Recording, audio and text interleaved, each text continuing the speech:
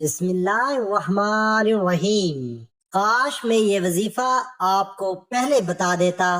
یہ ایک تسبیح گھر میں دولت کا سیلاب لے کر آئے گی۔ اللہ کا واسطہ کسی صورت یہ عمل ضائع نہ کرنا۔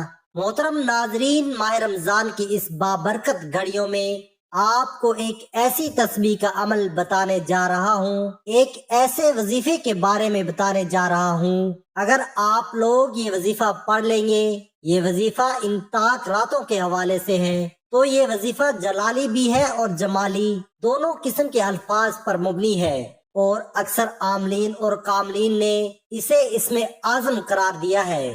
یہ ایک ایسا وظیفہ ہے کہ اس کے پڑھنے سے ہر نعمت حاصل ہو جاتی ہے، ہر بگڑا ہوا کام سیدھا ہو جاتا ہے۔ دولت کے لیے دنیاوی عزت اور دولت کے جو خواہش مند حضرات ہیں وہ اس وظیفے کو کر سکتے ہیں۔ ہر مشکل کام کی یہ کنجی ہے۔ اگر کسی شخص کو کوئی مشکل یا ضرورت درپیش ہے، اسے چاہیے کہ اس وظیفے کو کر لے۔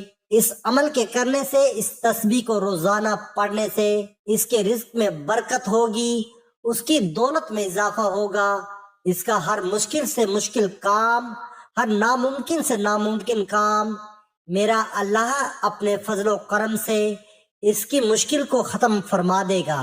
اور میرے بھائیوں، اس وظیفے کی صرف ایک تسبیح اگر آپ روزانہ پڑھ لیا کریں گے، یا زیادہ تعداد میں، جتنی تعداد میں اس ویڈیو میں بتایا جائے گا وہ تو ایک پورا چلہ ہوگا۔ اس کے علاوہ اگر آپ روزانہ ایک تسبیح بھی پڑھ لیا کریں گے تو یہ دولت کا ایسا سیلاب لے کر آئے گی، آپ کی زندگی اتنی خوشحال ہو جائے گی کہ دیکھنے والے آپ کی زندگی کو دیکھ کر رشک کریں گے۔ اگر کسی شخص کو کوئی کاروبار کرنا ہے، کوئی بزنس چلانا ہے، کوئی بھی کام کرنا ہے، زندگی کا کوئی بھی پہلو کے لیے اسے قدم اٹھانا ہے، تو اس کو دولت کی ضرورت پڑتی ہے۔ بچوں کی شادی کے لیے، گھر بنانے کے لیے نئی گاڑی لینی ہے، کوئی بھی کام کرنا ہے تو انسان کو دولت کی ضرورت پڑتی ہے۔ اور اس وقت جو حالات ہوتے ہیں، کوئی انسان کسی کی مدد نہیں کرتا، اور اگر کوئی بندہ مدد کر بھی دے تو پھر انسان اس کے آگے ہمیشہ شرمندہ رہتا ہے۔ صرف اللہ کی ذات ہے۔ اس مشکل وقت میں جب ہم اپنے اللہ سے مانگیں گے تو اللہ تو اس بات پر خوش ہوتا ہے کہ میرا بندہ مجھ سے مانگ رہا ہے، اور اللہ پاک ضرور عطا فرما دیتا ہے۔ جب بندہ پورے یقین کے ساتھ، پوری عاجزی کے ساتھ اپنے اللہ سے دعا کرتا ہے تو اللہ پاک اس کو ضرور عطا فرما دیتا ہے۔ آج کے بابرکت دن میں بس 33 بار یہ تسبیح پڑھ لو۔ ان خصوصی راتوں میں اللہ پاک آپ کے اوپر اپنی کرم نوازیاں کرے گا۔ آپ کے جو بھی مسائل ہیں، دولت کو لے کر آپ نے اپنا گھر لینا ہے، زندگی میں جو مشکلات اور مفلسی کی وجہ سے جو پریشانیاں ہیں، انشاءاللہ اس عمل کی برکت سے اللہ پاک آپ کے ہر مشکلات، پریشانیاں دور کر دے گا۔ اگر آپ بے اولاد ہیں، اللہ پاک آپ کو اولاد سے بھی نوازیں گے۔ آپ کے پاس پیسوں کی کمی ہے، آپ نے کسی کا قرض دینا ہے، آپ پریشان ہو چکے ہو، آپ کے پاس پیسے تو ہوتے ہیں لیکن پورے ہوتے ہیں، اپنے گھر کا خرچ بھی چلانا ہے، انشاءاللہ اس عمل کو کر لیجئے۔ بفضل خدا اللہ تعالیٰ کے حکم سے آپ کے ہر مسائل حل ہو جائیں گے۔ اللہ پاک آپ کو بے پناہ دولت سے نوازیں گے، اللہ پاک اپنے غیبی خزانوں سے نوازیں گے۔ اللہ پاک کے خزانوں میں کمی نہیں ہے، اللہ پاک جس کو چاہے دولت سے نوازے۔ آپ یقین کے ساتھ اس عمل کو کر لیجئے۔ اس عمل کی کچھ احتیاط ہے وہ جان لیجئے۔ اس کے بعد میں آپ کو بتاؤں گا کہ کون سی تسبیحات کیسے پڑھنی ہے۔ احتیاط میں یہ ہے کہ سب سے پہلے آپ نے اس عمل کو کسی بھی وقت کر سکتے ہیں، فجر، ظہر، عصر، مغرب، عشاء، تہجد، کسی بھی نماز کے بعد بھی کر سکتے ہیں، یا آپ نماز کے بعد نہیں کرنا چاہ رہے تو جب بھی آپ کو وقت ملتا ہے آپ اس عمل کو کر سکتے ہیں۔ اس میں کوئی پابندی نہیں ہے، بس آپ نے ان طاق راتوں کا خصوصی خیال رکھنا ہے۔ آپ نے اس عمل کو پورے یقین کے ساتھ، توجہ کے ساتھ کرنا ہے اور خاموشی میں کرنا ہے۔ یہ سب سے اہم احتیاط ہے۔ جب کوئی کام خاموشی میں کیا جاتا ہے ہے تو وہ اچھے سے ہوتا ہے۔ جب کوئی کام آپ شور میں کرتے ہو، یہ وظیفہ اگر آپ شور میں کرو گے، آپ کے ذہن میں طرح طرح کی آوازیں آئیں گی، آپ کے کانوں میں آوازیں آئیں گی، آپ کے خیالات بھٹکتے ہیں، پھر توجہ بھی کم ہو جاتی ہے۔ جب توجہ کم ہوگی تو پھر یقین بھی کم پڑ جائے گا، جب یقین کم ہوتا ہے پھر عمل بھی اثر نہیں کرتا۔ تو اس لیے اپنی پوری توجہ کے ساتھ، یقین کے ساتھ اس عمل کو کرنا ہے۔ مرد عورت کوئی بھی اس عمل کو کر سکتا ہے، اس میں کوئی پابندی نہیں ہے۔ عورتیں اس عمل کو خاصے ایام میں بھی کر سکتی ہیں، اس میں بھی کوئی پابندی نہیں ہے۔